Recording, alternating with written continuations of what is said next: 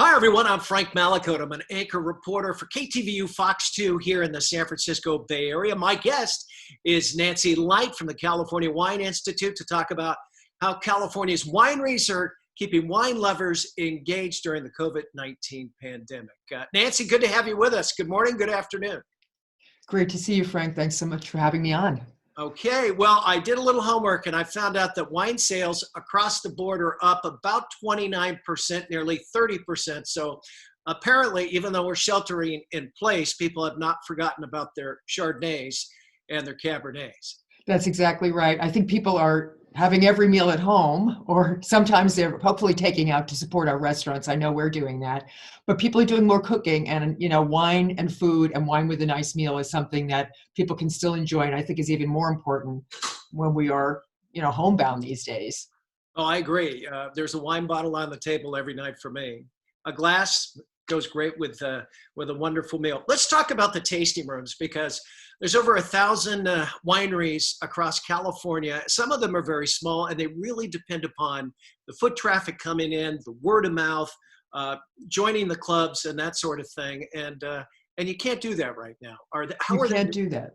You can't do that. As I say, fortunately, we are still able to have our vineyard and winery operations. So we're able to produce wine and ship wine. And you can actually do some purchase and pickup at some wineries. Mm-hmm. And even in local areas, some wineries are delivering. But as you say, the tasting rooms, if this is springtime, this is when we're welcoming visitors. There are a lot of events happening, and we're unable to do that. And there are actually 4,000 wineries, Frank, in California, if you could believe it. Now we're talking about statewide, so it's grown. Mixed it by that much. but you're right. The majority are small businesses, and again, the tasting room is where they connect with consumers, where they connect with visitors.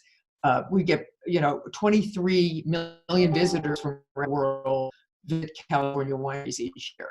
And that is also where they make a connection with consumers. People come in. It's really like you're kind of part of the family. You get to know the people at that winery. And then because we have laws that allow it, you can ship wine, certainly within California, but also to states around the country. And so what's really been happening now is we're able to connect with those people in a different way through virtual winery experiences. Well, let's talk about that one-on-one connection that's kind of lost now, because there's so many wines out there. But when you go to like an imagery or, you pick the wine, the vineyard, there is some sort of kinship you feel when you meet the sommelier that's pouring the wine, the whole ambiance, being in Sonoma or Napa or Healdsburg or in Lodi or wherever you're drinking wine. There is that connection where you bring it home and you feel like you kind of have ownership. If you know what I mean. That's exactly right. No, you do. You get to know people and you get to see a place. And that's the cool thing about wine, I think, is that, we have in California 139 what we call American viticultural areas. So these are unique grape growing regions. And then, of course, we have our wine regions from Napa to Sonoma, Paso, Santa Barbara, Lake County. They all have a kind of different character, as do each of the wineries in there. And so it's really, we have this wonderful cornucopia of terrific places to go and to drink great wine. Right. And have it with some really good food. Not to mention the fact that you get people, flying in from all over the world to go up there, the hotels, the restaurants, and that's missing a little bit too, right? Exactly. So we can't wait till we can welcome visitors back. But in the meantime, hopefully we're bringing a little bit of wine country to everybody's computer that they can enjoy with a glass of wine. Well, let's talk about those virtual tours. There's cooking classes. I was looking at an array of, some really thoughtful and innovative things that some of the wineries are doing. Talk about how that all works. Sure. Yeah. And I think we're kind of just getting started. So, when we first had the shutdown, people started, and we still have, there's a lot of great shipping offers. Again, we can ship wine all over the country. And discounts and so forth. But then people started thinking about, okay, we have a new release where we're releasing our 2018 wines.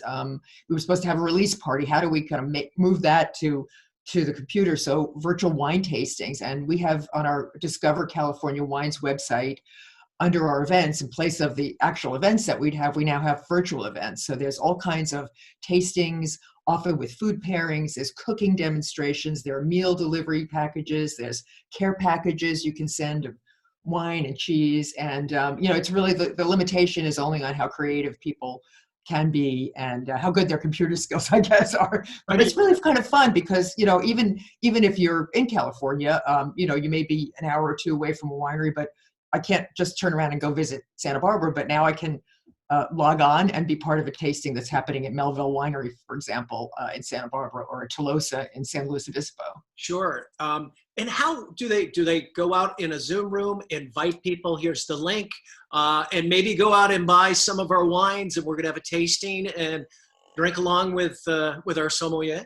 Exactly. So it's open. Most of them are just open. So they're using Facebook Live, Instagram Live in some cases, or doing Zoom meetings. Mm-hmm. And some are, quite structured. You don't have to have the wines, but you certainly have the opportunity to purchase the wines if you don't have them at home. Right. And you can meet the winemaker. As I said, often there's a chef that will join. They're talking about wine pairings, some fun things. Ceja Vineyards in Carneros. I don't know if you're familiar with them. They are a great Mexican-American family. They're doing Taco Tuesdays. Oh, wow. And so they're doing taco recipes. And actually this next Tuesday is actually Cinco de Mayo, happens to be. So that would be a fun one to join. But, there's also sort of educational experiences too, to just learn a little bit more about wine and be, have fun and be entertained. I bet there's an educational side if you want to learn more about cabs or a particular region, Sonoma, Napa, Healdsburg, or Santa Barbara, or as you mentioned, Paso, opportunities for that too. Yeah, exactly. And in some cases, the regional associations, so those are the groups that the wineries in that area belong to, are hosting these events as well.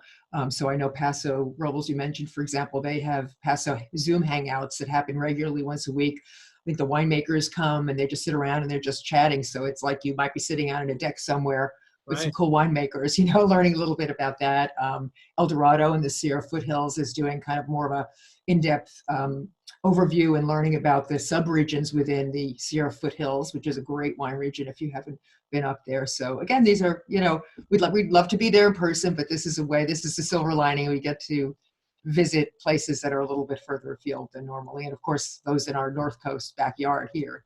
Yeah, you did talk about food pairings. I looked up Ramsgate. I think it's already happened, but they actually put the recipes out. What you need to go buy your groceries, and you can cook along with them, or you can pick up some of their wines and sip their wines as the chef and great wine expert puts on quite a show for you too. Yeah, that was a great one. I was kind of wishing I was in their local area so I could qualify for that one. That was great. I just looked at the recipe. I thought this is something I probably would have enjoyed.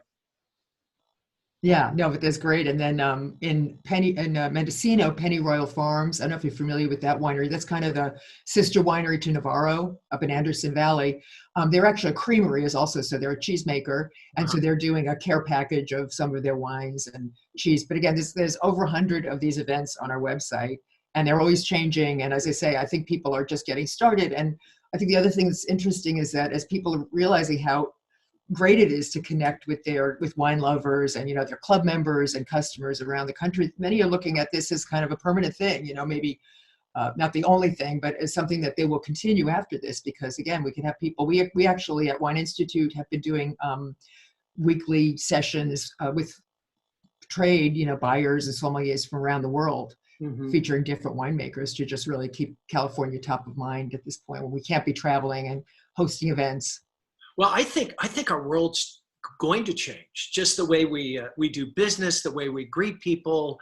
If you're in commercial real estate, I'm sorry, it's probably not a good thing, because I think companies are realizing, hey, you know what? We're kind of over COVID-19, but we've realized that our employees, and not only that, our patrons are willing to come online and chat with us and still buy what we have to sell. And I would imagine vineyards. Especially if you live far, far away. I've got one of my best friends I grew up with in the East Bay, big wine guy. They go to Paso a lot, but he's out here and is, part of probably a dozen wine clubs. This is something in Chicago where he lives. I'm sure when it's really cold, honey, let's cook some dinner, let's go. Pour a nice Cabernet and sit down and learn a little bit about wine, or talk to other people, wine groups, how to meet people in some of these groups as well. I think you're absolutely right. I mean, I don't think we're going to I hope not anyway replace that sort of personal touch. This is a very personal business, as we started out saying. You get to know the people by visiting, but this is a way to maintain a relationship where you might be able to visit once a year, and you can do kind of be checking in more regularly. So I think it's got a lot of potential.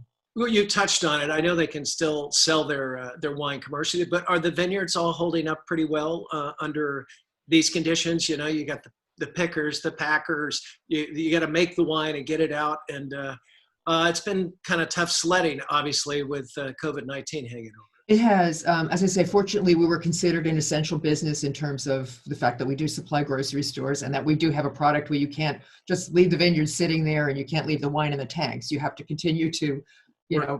work with it. But so far, so good, as you said, on a short-term basis, overall sales are up, but that's really not reflective of the industry relies, the majority of the industry, on our sales in restaurants. Right now, restaurants are closed. We rely on sales in tasting rooms. Right now, our tasting rooms are closed. So it's tough for us as it is for everybody else. But we're optimistic, and We all. we have to be. And again, the good thing is people do, I think, enjoy wine and food, and I think it's a comfort that people are enjoying more at this time, and hopefully wanting to go beyond that and connect a little bit more socially with one another. I mean, because I do that. I'm doing my, wine cocktail hours with friends across the country Absolutely. Yeah, I on a think more regular basis. we've all discovered that. I try to pick up the phone or text someone or get in touch with an old bud I hadn't talked to in a long time. And, we all got little group chats where you got a glass of, it's usually wine, I got to tell you, or margarita or whatever. But I've got two groups, some from Cal and some from the East Coast. And 9 times out of 10, it's usually an aquarium-sized glass of Cabernet from somewhere in California. So. Well, happy to hear that. Yes, we are enjoying it.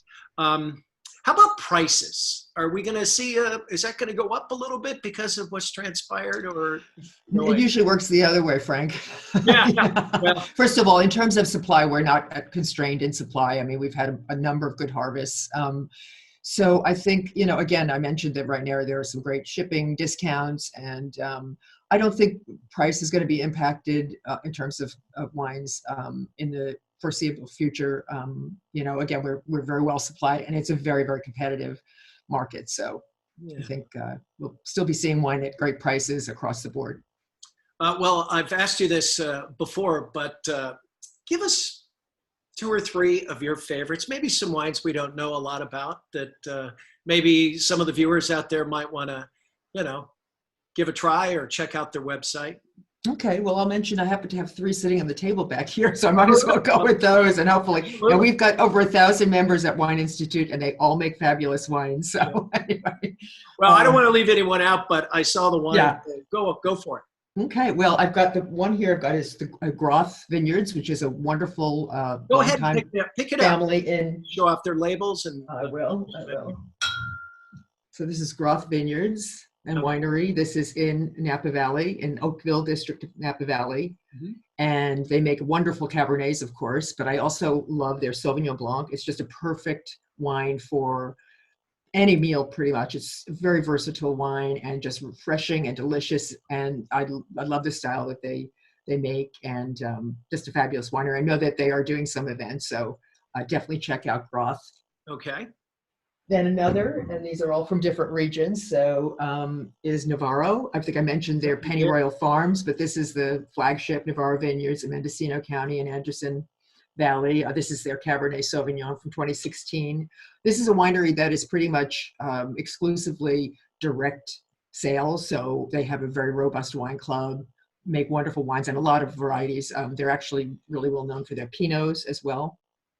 And then the third, and this one is relatively new to me, and they're actually next Friday, I think that whatever that date is, a week from, I think it would be the 8th of May, they're doing, Lake County is doing a tasting of several different Lake County wineries, and Shannon Ridge happens to be one of them. This is their Sauvignon Blanc, so I happen to have 2 Sauvignon Blancs here, but they have high elevation vineyards, and you may know that Lake County is getting very well known for their Sauvignon Blancs as well as for their Cabernets. So those are just 3 to check out of, as I said, 4,000 in the state and 1,000 on our website at Discover California Wines. I kind of learned my wine from he's what, 87-year-old priest in Really? Manchester, New Hampshire, and a lot of his parishioners would give him wine. And I used to do sports in New Hampshire, and he found out I was a California guy, and he said, "I bet you like wine. You need to come over to the rectory and have a few dinners." And so I went over. His collection was crazy. He had a couple thousand bottles, and he would send us down, just get whatever you want. And we'd come up with a Oh bottle. boy. Oh, geez, you're killing me. That's a $300 bottle of Chateau, blah, blah, blah, or whatever, But we kind of got schooled that way. But I always drink cabs.